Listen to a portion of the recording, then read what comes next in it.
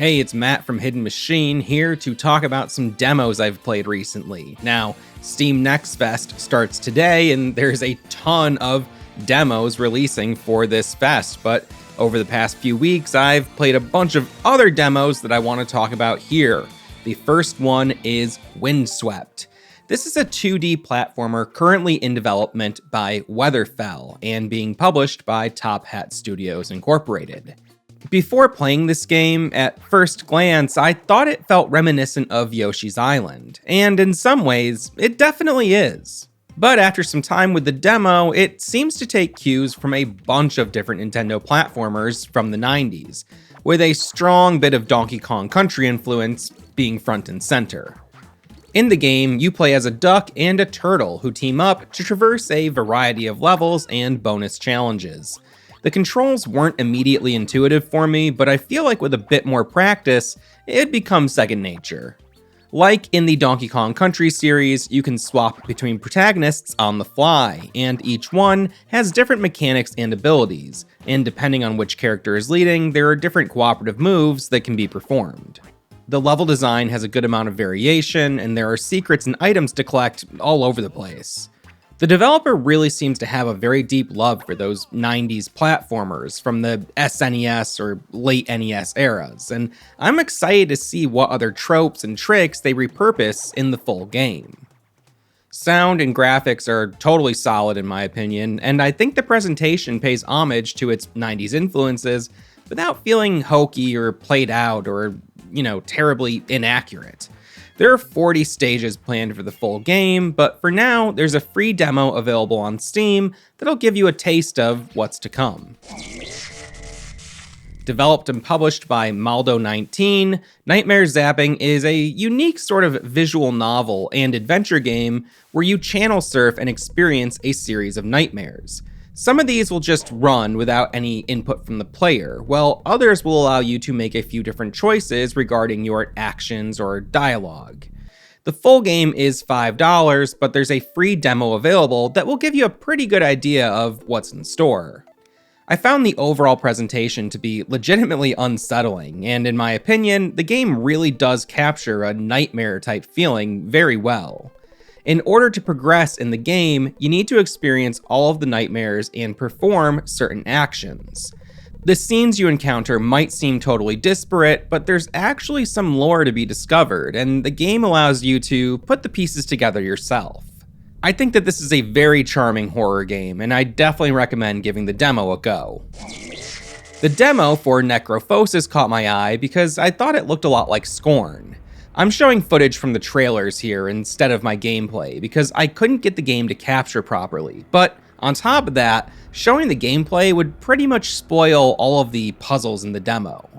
I absolutely loved playing through Scorn, and I wound up making a video that chronicled its entire 8-year development cycle, showed off some of its cut content, and offered my critique of the gameplay and an analysis of the story. Scorn is directly inspired by the artwork of that Polish artist whose name I can't pronounce, as well as the works of H.R. Giger. Necrophosis is an adventure game that is currently in development, and it borrows much more heavily from than it does Giger. I've already seen a lot of people online write this game off as a Scorn ripoff, but when both games are just taking their entire visual identities from the works of other artists, I think that judging the actual story and gameplay are the only ways to really compare the two games. In my opinion, Scorn excels at being so completely alien that a huge part of the experience is just attempting to decipher the logic of the world around you. The demo for Necrophosis is nowhere near as cryptic. You spend most of the demo picking up key items and then placing them in their corresponding spots around the world. I didn't really face any difficulty here. It seems more like the focus was put on the presentation than the gameplay. I do think that this title has some potential, but at the moment, I'm not entirely sold on it. The Rogue Prince of Persia just entered early access a few weeks ago, but I had been playing a preview copy for a week or so prior to that, and I played the demo when it came out a few months ago. This one comes to us from Evil Empire and Ubisoft. Evil Empire is a development team that was established by Motion Twin, the developers of Dead Cells. The main team wanted to move on to new projects, so Evil Empire was set up to continue work on Dead Cells. In February of 2024, it was announced that Dead Cells would no longer be receiving any updates, leaving both Motion Twin and Evil Empire open to work on new projects. 2 months later, the Rogue Prince of Persia was announced. This game will immediately feel familiar to fans of Dead Cells, but it still does quite a bit to carve out its own identity. The game has you play as the eponymous prince, and you parkour your way through a series of procedurally generated levels, engaging in fast-paced combat with a wide variety of weapons and combat modifiers. You can run up walls, but you can also run across walls in the background, which gives the game's movement a really distinct feel for me. I didn't get the hang of everything right away, as there's a bunch of different techniques that you can employ at any time, but after about an hour with the game, I was getting into a really good flow. If you enjoyed Dead Cells, you'll probably appreciate a lot about this game as well, but at the moment, things do feel just a little bit underdeveloped. Players who are very familiar with this genre might find themselves completing everything the game has to offer pretty quickly. However, I think that newcomers to the genre will find this to be a great introduction. For me, I found the game to be a bit more immediately accessible than Dead Cells when it came to combat, navigation, and overall difficulty. The game has a very clean presentation, and in general, it runs great on my Steam Deck. There was a free demo available for a limited time, but unfortunately that demo has been taken down. It's really a shame because I can't fully recommend hopping into early access at this point. The team behind Dead Cells worked for many years on that game, delivering 4 paid expansions and over 30 free updates. I would love to see this game get a similar treatment, but we'll have to wait and see how things shake out. Currently, the game features the first of 3 acts planned for the Rogue Prince of Persia. While I do want to recommend this game, I would say it's probably better to wait for a few more updates and let the thing get a little more fleshed out before buying in. Next up, we've got 2 very brief demos. The first one is Threshold. The Steam page for this game describes it as a short, dark, and atmospheric first-person exploration game, picturing disturbing facts about an untold, brutal story of our world. The demo is very short, but personally, the overall tone and visual style got me feeling pretty intrigued by what the full game might offer. The game opens up with you picking a country, and rather than affecting the game's language or anything like that, it determines difficulty. This one doesn't have a release date, but after playing the demo, I'll definitely be keeping an eye out for Threshold. The demo for Elation for the Wonderbox 6000 is even shorter than the Threshold demo, but it also does a lot to establish a strong tone and distinct visual presentation.